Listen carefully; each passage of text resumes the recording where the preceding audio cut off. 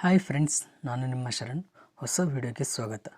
Friends, ಕೆಲವು ವರ್ಷಗಳ ಹಿಂದೆ ಮೊಬೈಲ್ನಲ್ಲಿ ಒಂದೇ ಸಿಮ್ ಬರ್ತಾಯಿತ್ತು ಫ್ರೆಂಡ್ಸ್. ಈಗೀಗ ಎಷ್ಟು ಚಿಕ್ಕ ಮೊಬೈಲ್ ಆದರೂ 2 ಸಿಮ್ ಸ್ಲಾಟ್ಸ್ ಬರುತ್ತೆ. 2 ಸಿಮ್ನ ಯೂಸ್ ಮಾಡ್ಬೋದು ಫ್ರೆಂಡ್ಸ್. ಒಂದು ಪರ್ಸ್ನಲ್ ಯೂಸ್ ಮಾಡ್ಬೋದು ಮತ್ತು ಇನ್ನೊಂದು ಪ್ರೊಫೆಷ್ನಲ್ಗೋಸ್ಕರ ಯೂಸ್ ಮಾಡ್ಬೋದು ಫ್ರೆಂಡ್ಸ್.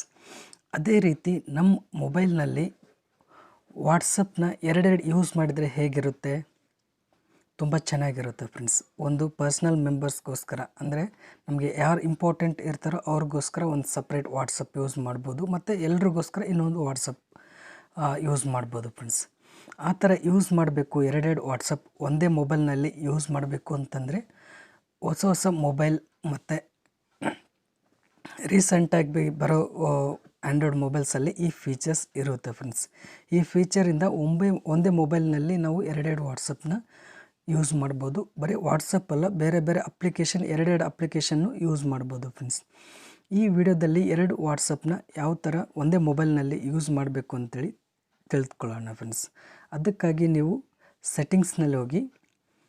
ಸೆಟ್ಟಿಂಗ್ಸ್ನಲ್ಲಿ ಹೋದಾದ್ಮೇಲೆ ಕೆಳಗಡೆ ಸ್ಕ್ರಾಲ್ ಮಾಡಿದರೆ ಇಲ್ಲಿ ಆ್ಯಪ್ ಕ್ಲೋನರ್ ಅಂತಿದೆ ಫ್ರೆಂಡ್ಸ್.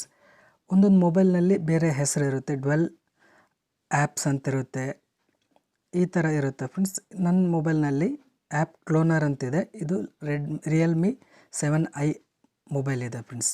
ಇದನ್ನ ಕ್ಲಿಕ್ ಮಾಡೋಣ. ಕ್ಲಿಕ್ ಮಾಡಿದರೆ ಈ ಥರ ಬರುತ್ತೆ. ಯಾವ ಅಪ್ಲಿಕೇಶನ್ ನೀವು 2 ಯೂಸ್ ಮಾಡಬೇಕು ಅಂತ ಇಲ್ಲಿ ತೋರಿಸುತ್ತೆ ಫ್ರೆಂಡ್ಸ್.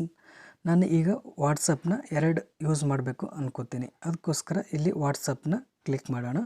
ಕ್ಲಿಕ್ ಮಾಡಿದ್ರೆ ಈ ಥರ ಓಪನ್ ಆಗುತ್ತೆ. ಇಲ್ಲಿ ಕ್ಲೋನ್ ಆ್ಯಪ್ ಅಂತಿದೆ, ಅದನ್ನ ಆನ್ ಮಾಡೋಣ ಫ್ರೆಂಡ್ಸ್. ಆನ್ ಮಾಡಿದರೆ WhatsApp added to home screen ಅಂತೇಳಿ ಬಂದಿದೆ.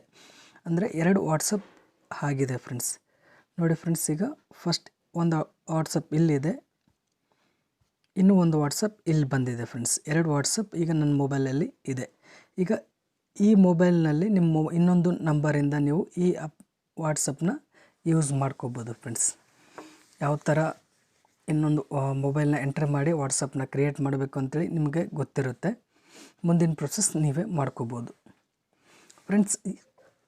ಈ ವಿಡಿಯೋದಲ್ಲಿ ನೀವು 2 ವಾಟ್ಸಪ್ನ ಹೇಗೆ ಯೂಸ್ ಮಾಡಿಕೊಂಡ್ರಿ ಅಂತ ತಿಳ್ಕೊಂಡ್ರಿ. ಈ ವಿಡಿಯೋ ಇಷ್ಟ ಆದರೆ ಲೈಕ್ ಮಾಡಿ. Thank you friends, thank you very much.